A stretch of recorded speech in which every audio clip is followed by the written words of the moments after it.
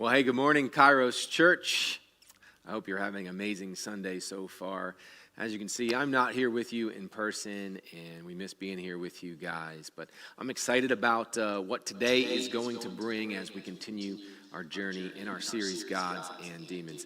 I want to share with you a story from Mark chapter 7 about a demonic influence and how it led to a healing. And then after I share that with you and kind of set everything up, I want you to hear from two people who have two completely different upbringings and were influenced in completely different spiritual ways in their own lives.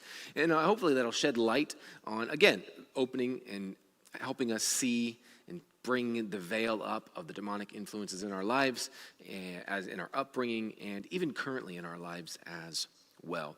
So let's dive into this story in Mark chapter 7, verses 24 through 30. It says, he got up and departed from there to the region of Tyre and Sidon. He entered a house and did not want anyone to know it, but he could not escape notice. And this is talking about Jesus, by the way. Verse 25, instead, immediately after hearing about him, a woman whose little daughter had an unclean spirit came and fell at his feet. Now the woman was Greek, a Syrophoenician by birth, and she kept asking him to drive the demon out of her daughter. Verse 27, he said to her, allow the children to be satisfied first, because it isn't right to take the children's bread and throw it to the dogs. But she replied to him, Lord, even the dogs under the table eat the children's crumbs. Then he told her, because of this reply, you may go. The demon has come out of your daughter. When she went back to her home, she found her child lying on the bed, and the demon was gone. Now, first we got to kind of unpack just who this woman is and really understand the social boundaries, the racial boundaries. These are two different groups of people coming together. And so you have a Gentile mother. It very much shares who she was, where she came from. It said in the passage, Syrophoenician. This is a Canaanite woman. We've talked about the Canaanite gods and the worship of Canaanite gods and Baal and Asherah and all of that stuff. And she's from a region called Tyre and Sidon. Now, if you go back and read about Tyre and Sidon in the Old Testament, you're going to quickly see that there are references to this place being notoriously wicked, and being kind of set apart for destruction. You can go look at that in Isaiah 23 and Ezekiel 28. And so in this region, the Gentiles, these pagan worshipers were immersed in pagan culture. They worshiped idols, engaged in occult practices, and they followed a way of life that was often directly opposed to the teachings of the one true God, and really to Jesus and what he was doing in the world. And so this pagan worship, it often revolved around, and we've talked about this, ritual prostitution, drunkenness, and other forms of moral corruption.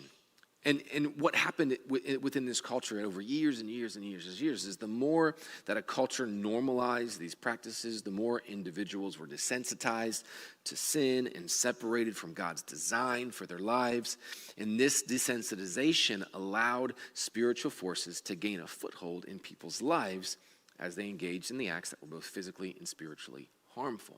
And we see this playing out where we begin to normalize or accept what culture says is okay. And over years and years and generations of time, we move further and further away from God, because what happens is when we live in direct opposition to God, to his word, we are sinning. And what sin does is it creates separation. And as we sin, the more there's separation. Now, we know that through Jesus, through what he did, through God's grace and mercy. No matter the amount of sin that we have, God still offers grace and draws us to him. But this is what's taking place. You have generations of people being affected by cultural influence, and it's working its way not just in community, but in families.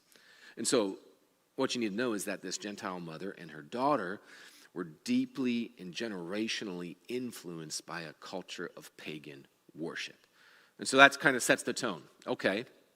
Well, then we got to ask the question, well, how did she learn of Jesus? In the same way that everyone else was hearing about Jesus, he was performing miracles. He was doing things that no one had ever seen or heard done before in ways that no one had ever experienced. Mark 3, Verse 7 says, Jesus withdrew with his disciples to the sea, and a great crowd followed from Galilee and Judea and Jerusalem, and from beyond the Jordan, and from, you ready for it? Tyre and Sidon. Where is she from? Tyre and Sidon. And when the great crowd heard all that he was doing, they came to him. And so other people are going, they're coming back, and they're saying, there's this guy, he's doing some crazy stuff, and he's healing people, and he's possessing he's casting out demons. And so word about Jesus spreads even to an extreme paganistic community. She hears about his miracles, but most importantly, guess what? She hears about his authority to cast out demons. And with that knowledge, right, she came to her own conclusion that this must be the one. Man, I've heard whispers, I've heard about the Israelites having a promised Messiah, and he must be the guy. And this is what's so powerful, often just gaining knowledge of Jesus. Like imagine never knowing about him and then learning about him and go, oh my gosh, that is enough to save us and save those whom we love and save people from demonic influence in their life, even if it's a generational influence that's been happening for time and time and time again. Because here's what Jesus does. We may suffer from generational curses, but Jesus comes and he breaks all of it. He breaks all chains. He comes and he breaks the curse. And it's Jesus and Jesus alone. I've seen that in my own life, and I've seen that in so many other people's lives. You think that this curse is going to continue to happen through generations to come, but Jesus comes in and he changes everything. So that's what the knowledge of Jesus does. But not having that knowledge, well, that keeps us in the dark. It steals our hope. Man, our hope for the future, our hope for change, our hope for our children. And of course, you have this woman who's living in this culture and her daughter's being afflicted. She's being oppressed. She is possessed by a demon. And she has no hope. But then she starts to hear about hope. So that gives us kind of the foundation, leads us up to this interaction and this conversation. But then we get to how Jesus responds. And he kind of responds with a riddle. You and I read it and we go, that's kind of weird, right? And also it seems a bit harsh. But this comment that Jesus makes, referencing her as a dog, man, I think often it offends people. Gets under their skin and causes them maybe to think a little bit differently about who Jesus is. This was the verse. I'll read it back to you. It says, this is verse 27, allow the children to be satisfied first, because it isn't right to take the children's bread and throw it to the dogs. And so what we have to do within this verse is we've got to define three terms. Three major terms within this one sentence. The children, their bread, and the dogs. Who are the children? What is Jesus saying when he's saying the children? These are God's chosen people. This is the Israelites. And what you need to understand is that Jesus' ministry priority was to the Israelites. And while he often heals, ministers, and feeds the Gentiles, the ministry to the Gentiles would fall on the disciples, would fall on the early church after Jesus' resurrection and ascension. He was coming to give them the bread, and we'll get into that in just a minute, before so that they could take it and give it out. And so that's where we get to the bread. And if you read through the Bible and if you read about things that Jesus talks about, he talks about bread a lot. He refers to himself as the bread of life. And so there's this necessary nourishment that is needed from Jesus for us to live a life for God. And again, Jesus declares himself as the bread of life. Jesus is the word. Jesus is the way. Jesus is the truth. Jesus is the life. Jesus is the bread. And so Jesus comes first and foremost to give the Israelites good bread, as opposed to the moldy, stale bread that they have been getting from their religious leaders. Now we got to back up a little bit in Mark 7, and you can go through and read in the Gospels. A lot of this comes out, but in this exact chapter, a little bit before this, in Mark 7, 6 through 8, here's what Jesus says to the religious leaders of his time. And he answered them, and he said, Isaiah prophesies correctly about you hypocrites, as it is written, these people honor me with their lips, but their heart is far from me. They worship me in vain. teaching as doctrines the commands of men, disregarding the command of God, you keep the tradition of men. He also said to them, you completely invalidate God's command in order to maintain your tradition. What does that mean? You're out there teaching,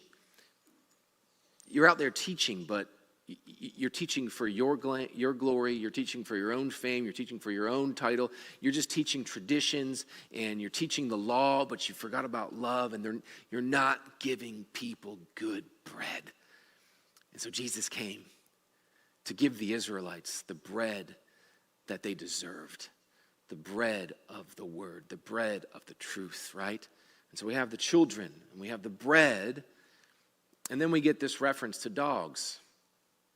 Should I give that to the dogs? Now, again, this is something kind of hard to unpack, right? And you could look at that and go, I don't feel right about that. I don't care how you how you position this, Pastor Brown. I don't know if I'm ever going to feel right about it. So this is a reference to the Gentiles. As Jesus is saying it here, this is not a derogatory statement. There's no offense here. Like, Jesus is not calling this woman and her people the B word, right? So we got to get into the context. We got to get into the Greek word. This word is kainarion. I may not be pronouncing that right, but kainarion. It's Kynarion. And what this means is that this is the family dog. This is the family pet. Not even just that. Like, you imagine the family, the beloved family pet, the house pet, sitting on the master's lap. So think about it in the perspective of your family pet. How many of you are dog owners? I'm not there, but you can raise your hand and you can meet other dog owners. But if you're a dog owner, I mean, how many of you treat, love, care for your dogs with the same amount of affection, love, compassion, and attention that you do with your children and other members of your family?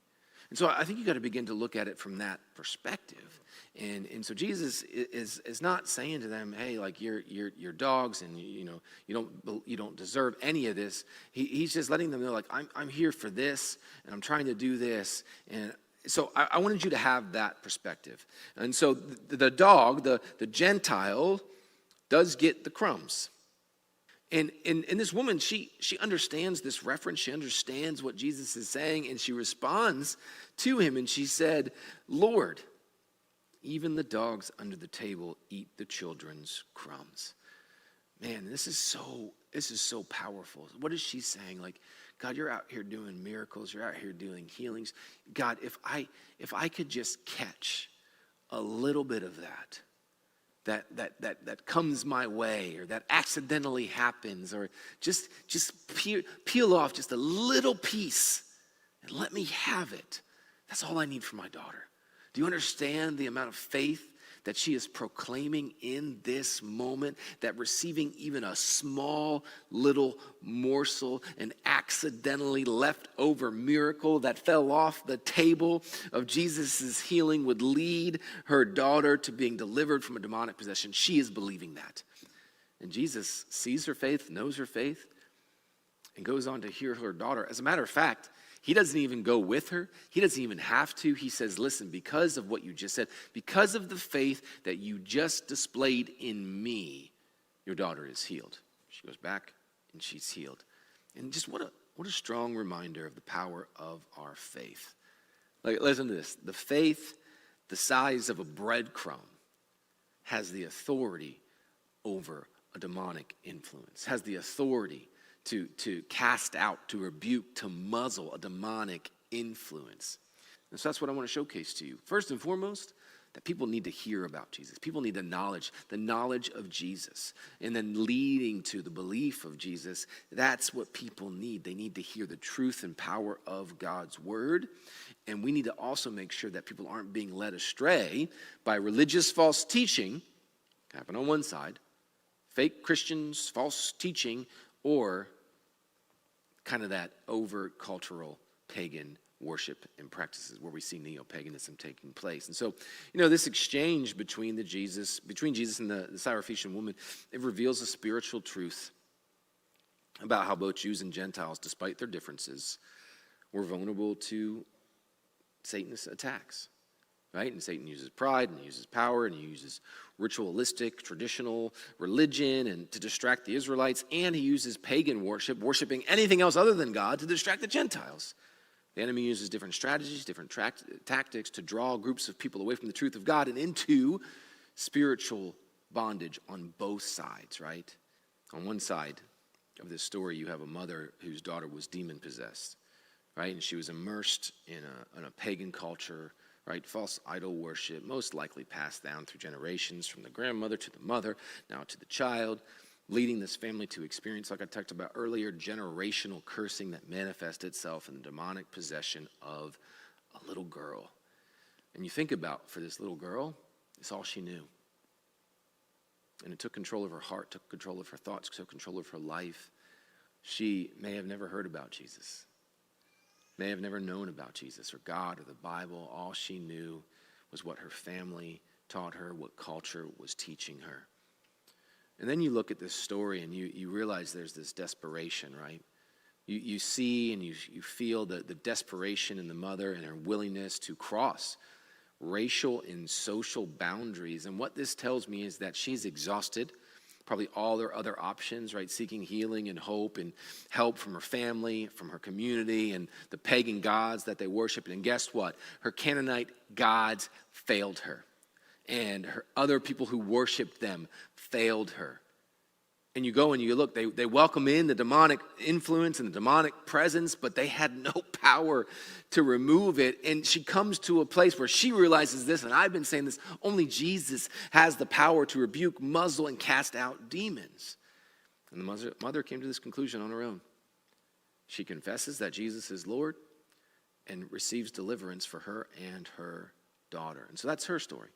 On the other side, throughout the Gospels, in the story of Mark 7, we continually read that Israel's religious leaders have been leading God's children astray with pride, with ego, with pursuits of power, title, and money, and they deviated from the truth and for personal gain. So important that we understand this. There are people who have been negatively, demonically influenced due to the absence of hearing about or knowing about or experiencing God. And there are people who have been negatively, demonically influenced due to hearing false teachings and experiencing God in the wrong ways, leading to church hurt and more people seeking to have a spiritual needs met in neo-paganistic ways. So that's my setup.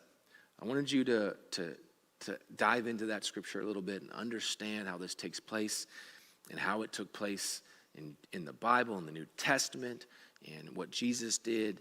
And now I want to give you an opportunity to see how this is continuing to take place. I've been talking about how we are influenced and how culture influences, how family influences. And so I want you to see how these influences take place in the lives of two different people that have agreed to come and share their testimonies today with you. And I'm so thankful for the willingness to do this. So take some time right now to listen to these two testimonies. My name is Jeremy Baylog. I grew up in a Christian home with 7 of us. There's 5 kids and my parents, very loving family. Just from the time I remember growing up, it was always the Bible stories. It was always everything about, what can God do for you? And this is how he did stuff for other people in the Bible. So from a very young age, that's what I heard. I heard everything. The doors were open on Sunday, we were there. The doors were open on Wednesday, we were there. We were there Sunday night. But being homeschooled from kindergarten through 12th was an experience as well. The decisions that my parents did was they wanted to homeschool me because I was an unruly child and wasn't able to respect and listen to people. I think it was the fact that I couldn't sit still and I couldn't pay attention. So, my mom told me back, when I was young, I don't recall saying this, but she said, you asked to be homeschooled and you got what you wanted. Now, growing up in a very religious family, not really having the options to pick what you get, it was structured. This is what you need to do and this is how you need to live. Don't drink, don't have premarital sex, don't have this. And it was always about what you do. And if you do this, this is the results of what's going to happen to you. They talked of a God and a Jesus that can come live in your heart and It will cleanse you and change you. And hearing that's one thing as a kid, but understanding how to comprehend that and understand that there's a God that truly loves you and wants to be a part of a relationship with you. I didn't really get that. I thought there was one way to live based on the way your parents talked to you, and there's another way you could hide and live a different way. And people didn't get to, didn't have to see that part of you because it was secret, right? That's how other Christians live. They live one way at church, they give at church, and you're that Christian person, but at the same time you struggle with all these things. And I felt like growing up, I really didn't get a whole lot of, and I think that has to do, with it can be with generational curses of abuse or whatnot in your family and your past, but I didn't have any of that. I had a father that loved me, and he loved me through teaching me how to work hard. He taught me that, through the Bible verses, you can do all things through Christ who gives you strength. So I was always related to God growing up from, a young age all the way into high school, where if I wanted to do something out of my capability, that I had to rely on God. So I was going to talk to God about it. My understanding of God is when I needed God, that's when I talked to him. If I was scared, that's when I talked to him. It was more of, okay, how does God help me be a better person versus how can I celebrate and praise God and give him thanks. It's very selfish, inwardly thinking, and I think I lived that way for a very long time, even into my high school years. I think the struggle that I had with understanding that relationship that God wanted to have with me versus the relationship that I viewed is that it was a very inwardly selfish relationship that was to serve me only. And as much as I knew the right Bible verses to say or the right thing to say, I represented everything, but I didn't realize until later in my life how my motives, even though I was living a Christian life, still didn't reflect God and the heart of God. And I feel like as I became a little bit older, feeling as though I was a Christian from a young age because my parents said, oh, I want Jesus in my heart, and you're going to get baptized. Oh, Jeremy loves Jesus. You think that's the pinnacle. You do the ritual, or you get baptized, and like, oh, now I have Jesus. But you don't quite understand what that means. And I feel like with me, it was more like this is what my parents' religion was, and it went from this is what I believe because this is what my parents taught me. It wasn't because I understood why. Why do I understand? Why does God love me? Or why do I need to seek him in everything I do?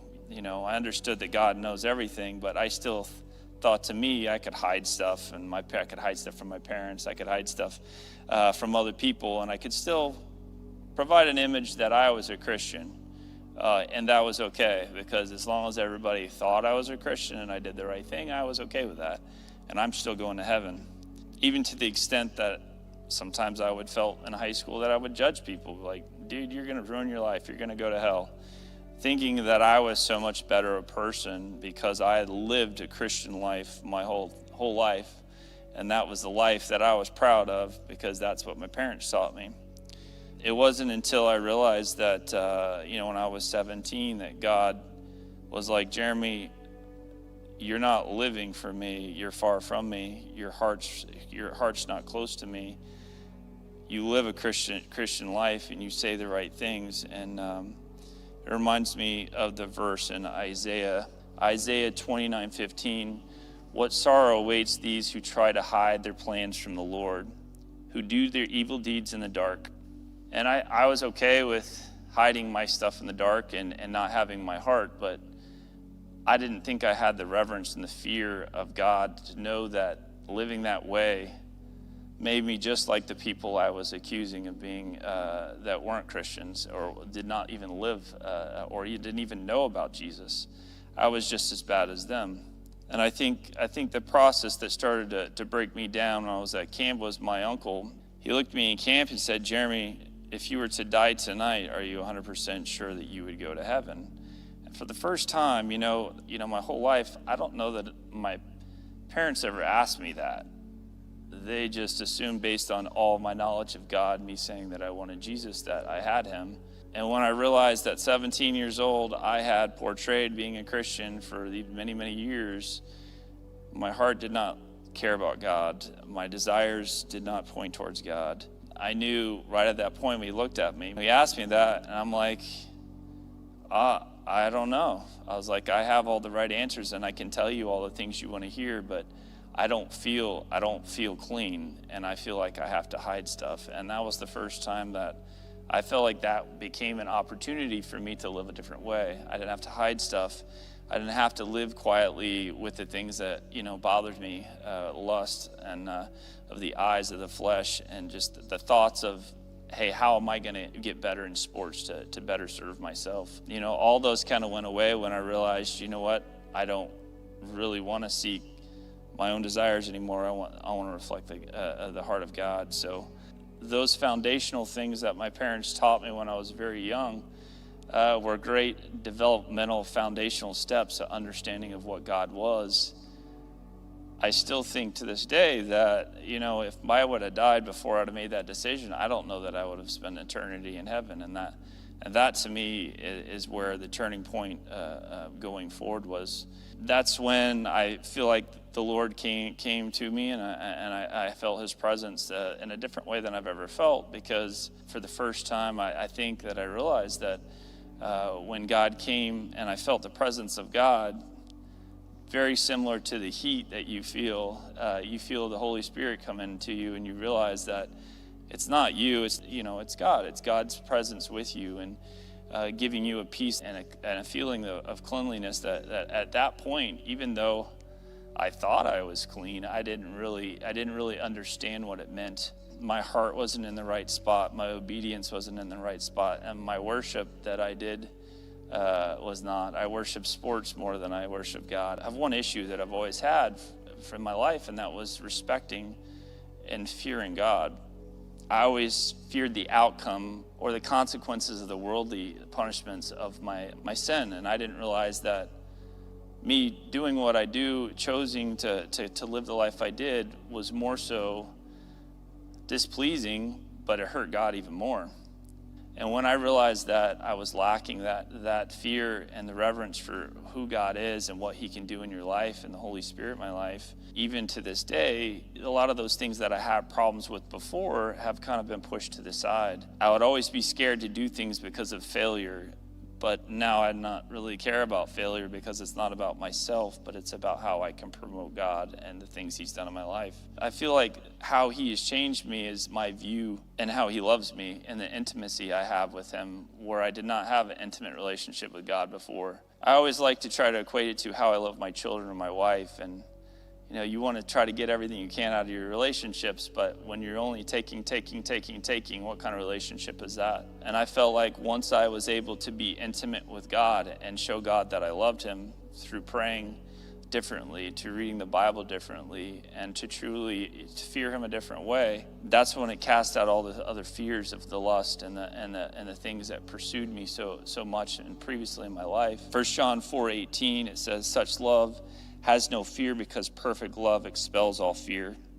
If we are afraid, it is for fear of punishment, and this shows that we have not fully experienced his perfect love." That was when I knew that understanding of the fear of God and the fear that you can have, God says there's no fear in love because he is love. And once you understand that you need his love every day more than anything else, that's what kind of really changed my worldview and continues to change how I treat every relationship, with my work, to my family, to my kids.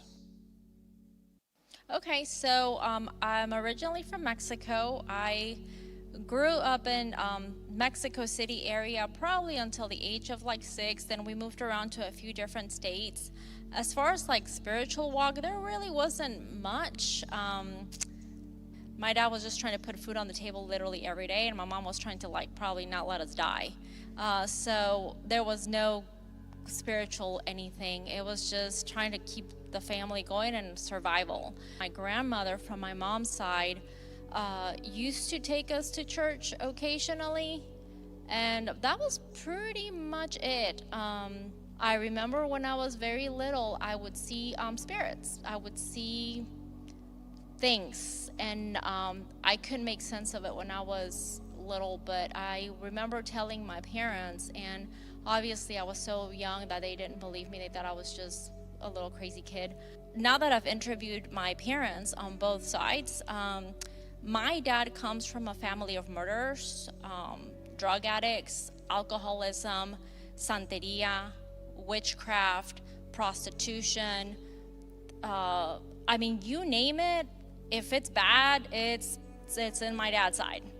And the other thing with my mom's side is you can name it. If it's all about, if you don't do good, you don't get good. It's all very works-based. Everything has to do with works-based. So on both sides of the family, it's really, really bad.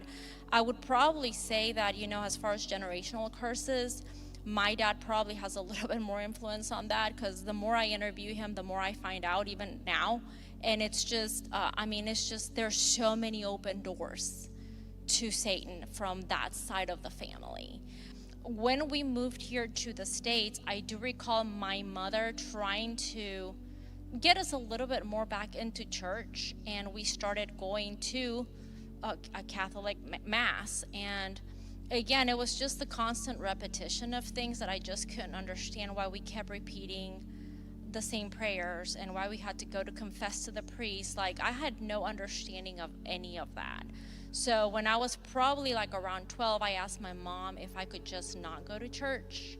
And she said, yeah, you don't want to go, you don't have to go. I had no guidance. So at the age of 15, I developed, bulimia. I started binging and purging, and I became an expert liar at a whole nother level, because you have to hide it. By the time I was 17 was the first time that I encountered such a severe depression that I was suicidal. Once in college, the same thing happened. And unfortunately, this is when I started having severe panic attacks. I didn't know where they were coming from. The panic was so horrible, I literally thought I was gonna die, like the walls were closing in on me. So, of course, at that point, I'm like, this is getting really bad. I should probably go see a therapist. Went to the therapist like, there's nothing wrong with you. You're fine. Like, here's medication. So they gave me medication, which made me sleepy all the time and made everything worse. During this whole time, I'm still trying to figure out what life is all about. I have no spiritual influence in my life. And I started getting more into the New Age stuff. So I would read a lot of books of like the occult and things like that. It was always fascinating to me, and I still couldn't understand why. At this point, I'm about 26 roughly, and I go into another episode of suicide. Like, I am just constantly contemplating suicide. Anxiety is so bad all the time, to the point where I'm like, I'd rather just die than live like this. I've been living like this for a very long time, and I just don't want to do it. At that point, I had already seen 2 or 3 other therapists. Nobody could help me. Medication wasn't helping me. And I remember just crying so hard and asking, it's like, God, just, if you're there, just help me. Like, I don't know what to do anymore. I'm lying all the time. So at one point I was working out, and this very nice lady came to me, and she was very friendly, and I don't know why she befriended me, but she asked me to go to a conference one day with her that had nothing to do with God. And I remember walking out of this conference that we went to, and she asked me, Jeanette, how are you doing? And I'm like, well, she's like, you don't look good. And I just busted out crying. And I'm like, I'm not okay. And I'm like, it's like nobody cares, and I'm not okay. She told me, do you believe in God? And I'm like, what do you mean? I guess I do. Everybody believes in God, right? And she's like, well, if you believe in God, do you believe that there's a devil? And I said, I have no idea what you're talking about. What do you mean, the devil? She's like, the word says the thief comes to steal, kill, and destroy, and he's about just destroyed you. And I had never heard that in my life, ever. When she said devil, it actually caught my attention. I was like, what are you talking about? There's an actual devil? And she's like, I'm going to give you a book. It's by Derek Prince. It's called They Shall Expel Demons. Didn't think anything about it, took the book in with me, and again, the anxiety, the fear, the death came over me as soon as I got home. I'm curled up in the bathroom just crying and sobbing, and I'm like, I cannot stop. I am dying. I am killing myself, or something's trying to kill me, and I can't stop it. What do I do? And I remember the book, and I was like, let me go get the book. The interesting thing is that when I got to chapter 6 of that book, Derek Prince said, every single symptom that I had experienced of death, he wrote it in that book. And for the first time, I feel like somebody knew what was going on with me. He said, you cannot free yourself. The only person that has the power to free you is Jesus Christ. And he said, there's a prayer, read the prayer and mean it, and God will set you free. And I remember before I prayed the prayer, I prayed. And I said, I was so determined to just end things that night. I was like, Lord, if you are not real and this is not gonna fix me, just either you fix me right now or I'm done. I can't anymore. And I don't recall what the prayer said, but I read the prayer. And all I remember is that when I said, in the name of Jesus, my body got literally like a consuming fire that I had never experienced. I felt something moving in that was really hot. And as that heat was moving in, it was pushing something else out. And I could feel evil leaving my body, like literally leaving my body. That's all I can say. I felt this heaviness leave my fingers, and then it just lifted out of my head. And all of a sudden, there's this presence in my room of just complete peace. And I hadn't had that peace in ever, my entire life. Woke up the next morning, and as soon as I woke up, something had changed. I was happy. I was peaceful. Something left. And that started my journey with the Lord. He delivered me from demonic entities that were probably living in me and passed down through generations for a long time. And I became pretty much the first Christian in my family. And I'm very thankful for that. It's been, I'm going on 17 years that I got saved. I got saved at 26, and they still come. That spirit of suicide still comes. The spirit of death still comes. Anxiety still tries to come. The difference now is that they're not in me. They're outside trying to afflict me. And I know the difference because they can't do that anymore unless I let them. Yeah, so it's definitely been a transformation. Like, there's still a lot of challenges. There's still a lot of things that happen, and the devil doesn't give up. I've learned that we do have the power to decide how much we let him in. You know, sometimes we open doors, sometimes knowingly, sometimes unknowingly. But the answer is always the same regardless anyways. It's always Jesus, whether you mess up or you don't mess up. You just run back to him, because I've learned that he's the only one that's going to ever pull you out anyways. So. Two just absolutely remarkable testimonies. Again, two different backgrounds, two different influences growing up. But the one constant was Jesus. I don't know if you caught it, but in the midst of those two testimonies, there was this mention of a consuming fire. And I want to read to you from Hebrews 12:28. It says, "Let us hold on to grace. By it we may serve God acceptably with reverence and awe, for our God is a consuming fire." You know, and that's one of the things you experience when you come to know Jesus, when you find out about him, when he delivers you, when he rescues you, when you come to know the love, the grace, the peace that he gives.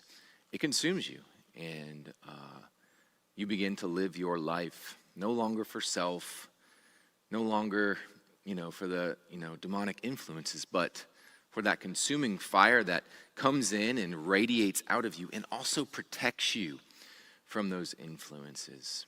And, you know, Jeanette said, at the end of the day, it's all about Jesus. Today, do you know Jesus? I mean, do you really know him? Have you experienced his love, his grace, his mercy? Have you given your life to him? Jeremy said, the one thing that caught his attention was, do you know today that if you would die, that you would go to heaven? And that's the question I want to ask you today. Have you come to an understanding of knowing and loving God, so that one day when you leave this place, you'll get to know him and love him for all of eternity? Would you join me in a prayer? God, today we come to you right now.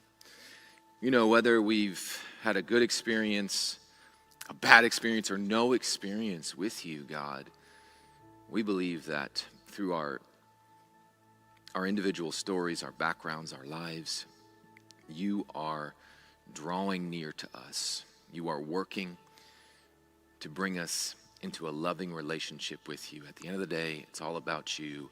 And there's one thing that bridges that gap, the gap between sin and selfishness. There's one thing that can drive out the demonic influence in our lives, and his name is Jesus. And so today, through the word, through these testimonies, God, I pray that someone would come to know you, fully experience you, and have that all-consuming fire of grace, love, and compassion that God brings enter into their life, and it would change them forever. It's in Jesus' name that I pray. Amen.